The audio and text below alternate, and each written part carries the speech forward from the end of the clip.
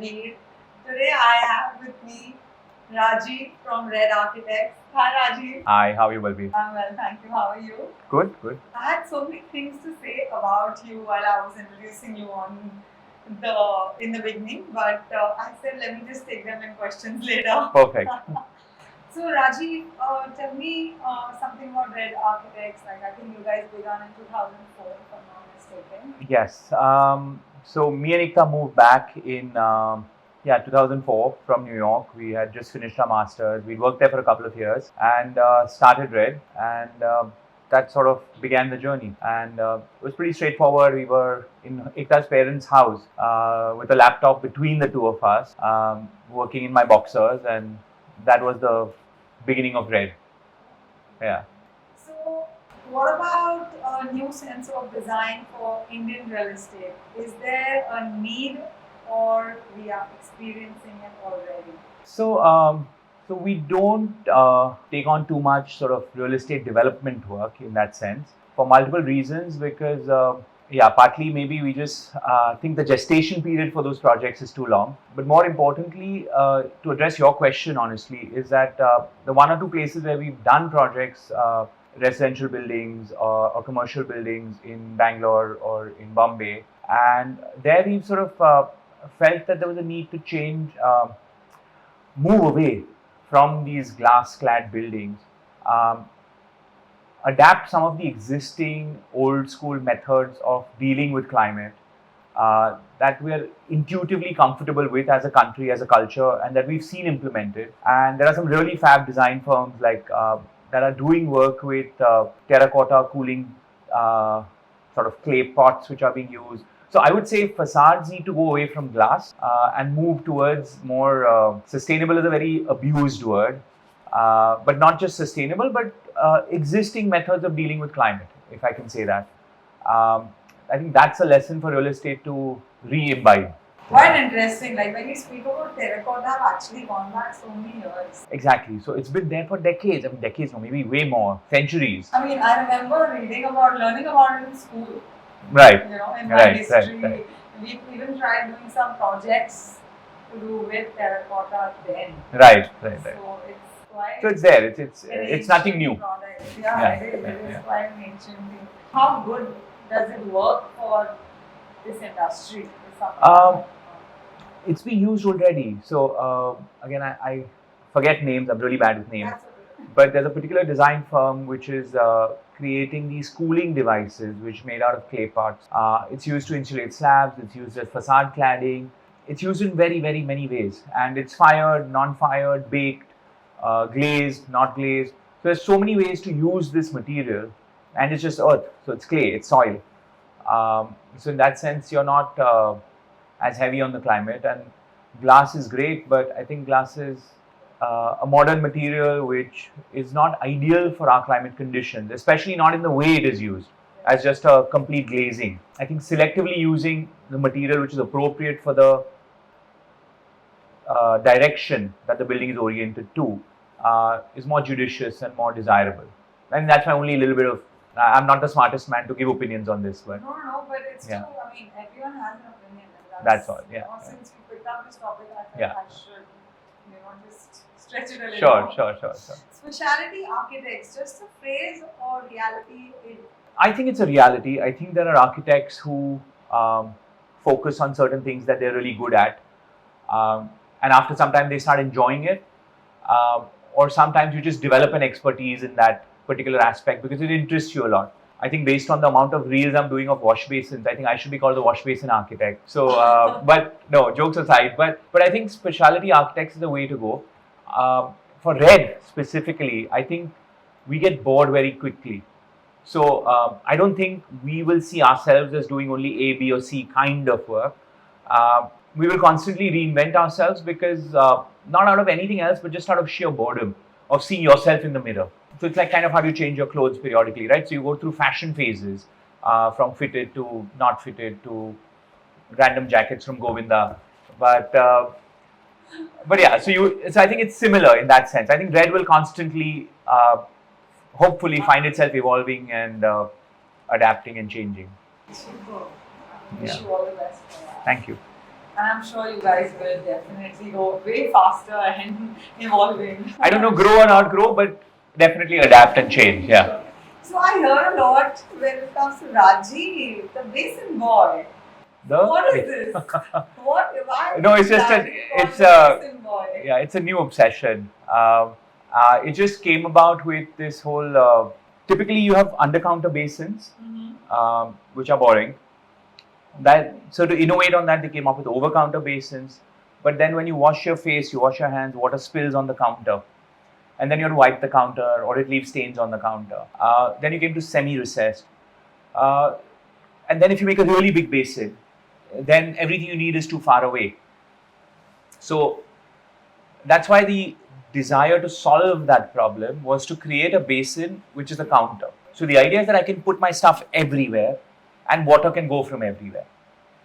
Right? So it was that problem which irritated me, which I have tried multiple times to solve over maybe 10 years.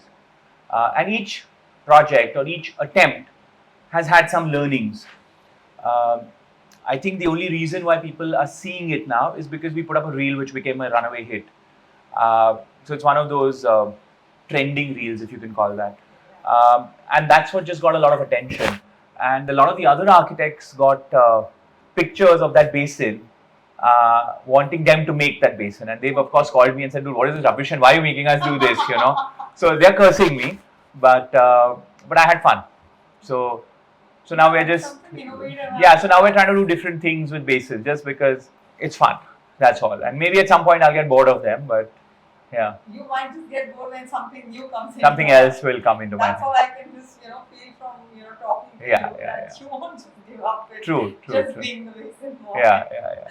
So tell me something, Rajiv. Certified skilled labor working closely with technology, enabling faster completion and less labor. Does that? It's the way forward. I mean, it's already there.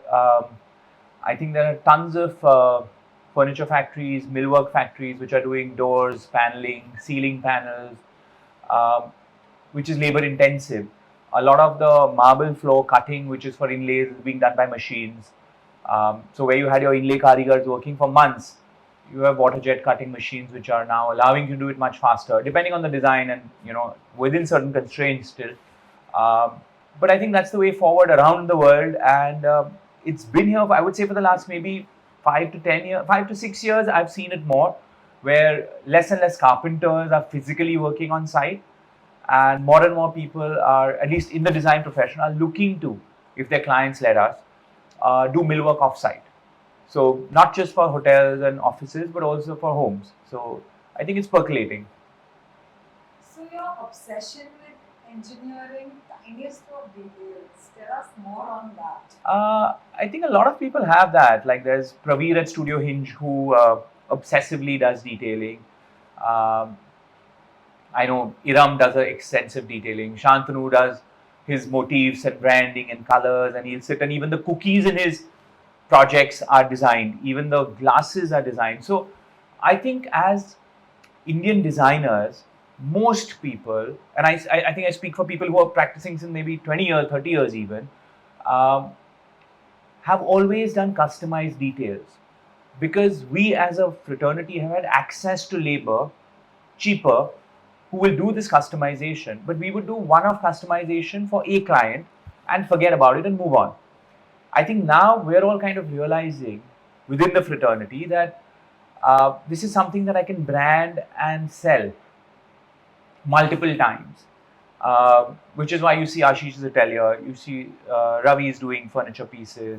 Everyone's doing their own space, their own language, their own exploration, different from each other, but unique to themselves. It speaks about their language. And I think that's the honesty which people are now seeing, which is lovely. And I think it should be encouraged. And I think people like Sumit should create a booth for these designers and send it out abroad to other fairs, not just ASTEC. So we'll look into this for we shall tell Sumit. So tell me something about your upcoming projects or something that you just recently handed over. Something that we recently handed over is Sonakshi's house, which is getting a lot of attention because, I mean, she's a star. So we're sort of basking in the reflected glory of having done her home. That's something which was fun. It was interesting. It was nice. A large apartment with just one occupant. So it allows us to explore with different design language, which we may not have been able to explore if it was multiple people living in the same home. Something else we're doing really interesting is in Kathmandu actually, which is a really large home. We're trying to play around with rammed earth and stuff which is available there locally. So that is an exploration which hopefully will start in November, and I'm looking forward to see it come up. And at the other end of the spectrum, we're doing a really, really tiny home in Hong Kong for a couple. So Hong Kong being Hong Kong, so it's like small apartments, but it's a really lovely home and they're great clients. So we really enjoy working with them, remotely working with a Hong Kong-based contractor. Again, a lot of the millwork is being made. So our flooring, which is this sort of curvilinear chevron pattern, which we did years ago for another client in wood. Actually, we did it for Shah Rukh's son, Mannat. We did this thing, and that same floor we're repeating in marble now, but we're doing it for the Hong Kong client, and it's being executed in China at a factory, and has then been laid.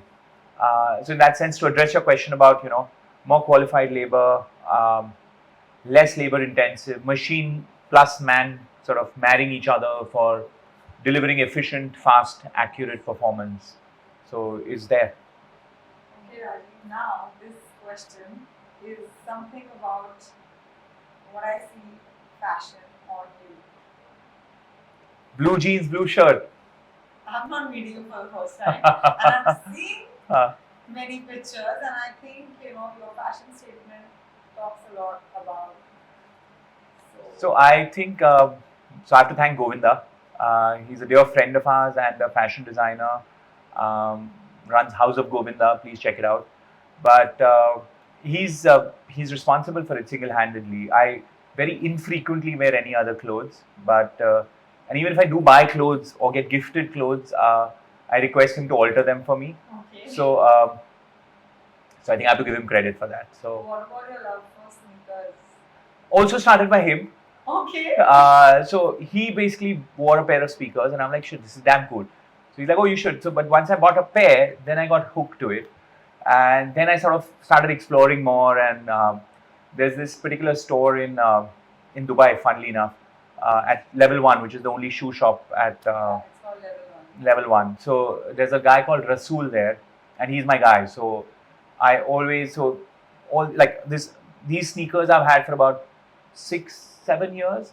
Are you serious? So On Running became popular more recently. I didn't even know that it's a really lovely brand, but Rasul introduced me to it, and then I wore it, and they were super comfy. So I started wearing them, and then I read up about that it's this Swedish brand, and then after that, Federer sort of got into it or invested in it or something like that. But he was instrumental in introducing me to a lot of unique brands, very small brands, not necessarily your the Bottegas and the Gucci's of the world. But just, so I think my priority is to try and focus on choosing products which are smaller designers doing different type of work. Because your work is totally different. Yeah, it's just fun. Out of the box fun. Yeah. So what about your passion for biking? That again is, it's my midlife crisis. I've started biking only maybe 2-3 years ago, and that's also thanks to another architect, Zubin Master, and Design Matrix. So he introduced me to a bike which he was riding, and then I always liked bikes. So to be honest, I just never acted on that passion. And then I got myself a Ducati, and I'm just enjoying it. And then I went for this Srinagar to Ladakh ride recently, and kind of fell in love with my bike all over again. So I'm almost like deciding between Ekta and the bike who I love more. Oh, really? But right now Ekta's not listening, so the bike shall win. But Lovely. So Rajiv, one last question. Tell me something about Acetech. Acetech is path-breaking, huge, insane achievement by the man Sumit himself and of course their team.